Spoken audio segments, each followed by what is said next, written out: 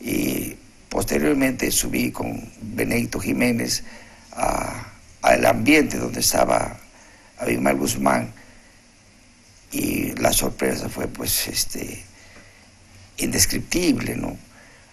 Pero atiné a acercarme para de alguna manera formalizar la intervención, y le extendí la mano, ¿no? Y él se puso de pie, hizo un esfuerzo porque no estaba tan bien, parece, la cadera, y me presenté, le dije soy el general Antonio Quetín Vidal, jefe de la DINCOTE, y él me alcanzó la mano y Manuel Rubén Abimael Guzmán Reynoso, y yo le digo siéntese, se sienta, le digo en la vida o se gana o se pierde, hay que saber ganar y hay que saber perder, usted que es dialéctico lo entiende muy bien.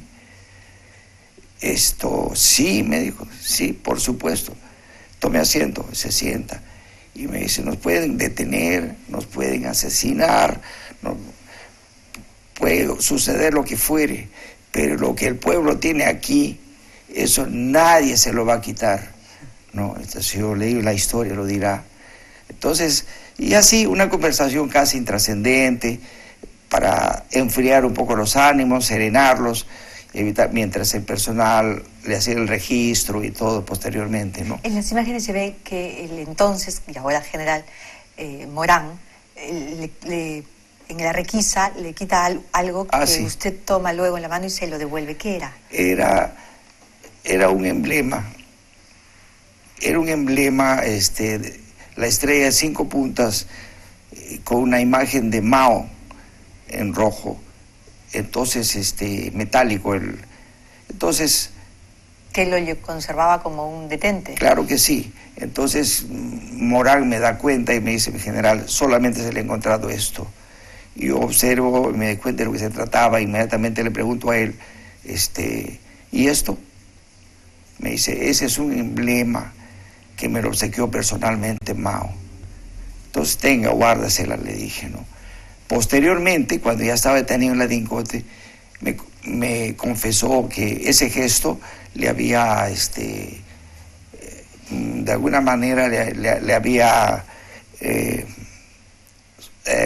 sorprendido, ¿no?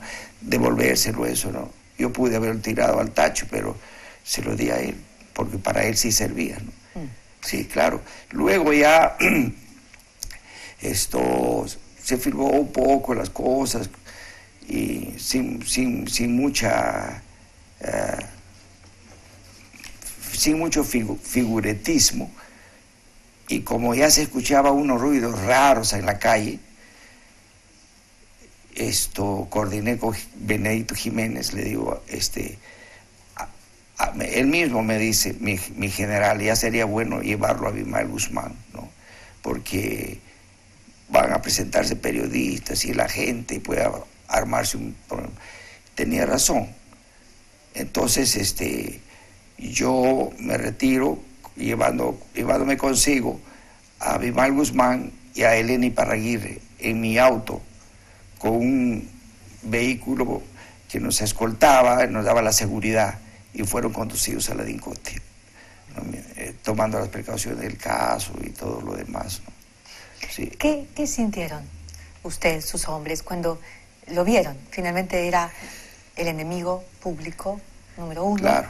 El semidios para los fanáticos dogmáticos de Sendero Luminoso, el tipo al que supuestamente nunca lo iban a cazar, pero además el hombre que se creía a sí mismo casi una deidad y sobre todo capaz de tomar el poder. Él se sentía claro, en presidente un González. estado, exacto, en un momento previo a la toma del poder. Claro que sí, claro que sí. Ellos, el estado en que se encontraba la correlación de fuerzas en esos momentos, pues la denominaron que estaba en un equilibrio estratégico, ¿no? Un equilibrio, aunque él lo explicó a su manera posteriormente. Para ellos no significaba que podía estar en igualdad de condiciones físicas en cuanto a tropa, aviones, sino la situación psicológica, porque ellos nos tenían como secuestrados, 3/4 partes del país. No se olvide, señora Cecilia, de que las 3/4 partes del país estaban en estado de emergencia. Era un mapa pintado casi de rojo, ¿no? Estábamos emocionalmente aterrorizados y tomados por ellos. Así es, ¿no? Entonces, por supuesto que todos los muchachos formaban parte de la primera división, que por razones X más se le conoce como GEIN, que era una unidad creada junto con 4 más, la DINCOTE.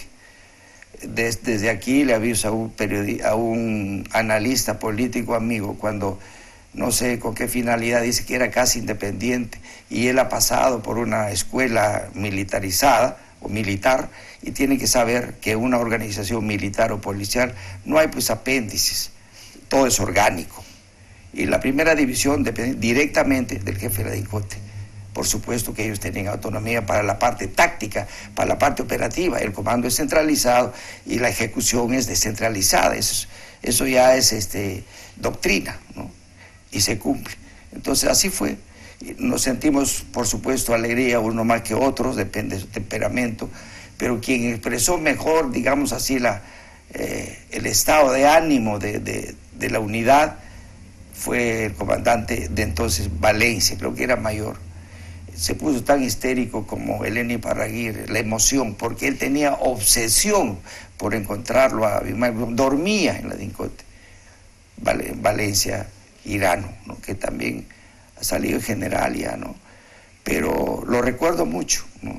Incluso cuando en la noche visitaba su local que estaba al frente, él siempre atento a las llamadas de radio, a cubrir cualquier deficiencia o problema, ¿no es cierto? Entonces jugó un papel muy importante, ¿no? Bueno, tampoco no puedo dejar de mencionar a Jiménez, que en la parte operativa, táctica, él estuvo también al pie del arpa, como se dice, ¿no? ¿Por qué era tan importante conservar y preservar la vida de un hombre despreciable, sí, que había asesinado a tantos peruanos? Claro. La forma como ustedes llegan a él es casi quirúrgica, ¿no? Así es. Y la forma como se acercan, ese registro fílmico es extraordinario. Imagino, le sirve a la historia del mundo, no solo del Perú. Pero ¿por qué era tan importante conservarlo con vida? Gracias por la pregunta, porque después de la captura ha habido pues discusión y ha habido puntos de vista, como es normal. Uno de ellos era que debió liquidársele, ¿no? Dar una muestra de fuerza y dejarlo ahí horizontal, ¿no? Es decir, matarlo. Pero nosotros, yo conversé con Jiménez, porque Jiménez era el jefe real de esa primera división, ¿no? Y fue un día jueves, no se olvide que el sábado fue la captura, a mi despacho casi a mediodía a comentarme que la situación se estaba tornando un poco complicada, porque el famoso Inchaustig estaba muy sobresaltado cuando salía a comprar su pan. Vamos a explicarles a nuestros televidentes más jóvenes que Inchaustegui y Garrido Leca eran una pareja. Exacto. Que hacían la pantalla. Ellos Exacto. Alquilaban la casa donde estaban escondidos estos cabecillas Exacto. del terrorismo. Y que le resolvían todos los problemas inmediatos, ¿no? El primer aro que envolvía a Abimael Guzmán y Eleni Iparraguirre, y que tenía la fachada de una casa de danza, una escuela de danza, y como Maritza sabía ballet, ¿no? Y muy bien. Entonces asistían, pues ahí, no quiero mencionar los nombres porque son profesionales los que estaban ahí ahora. Entonces, siendo esa la situación,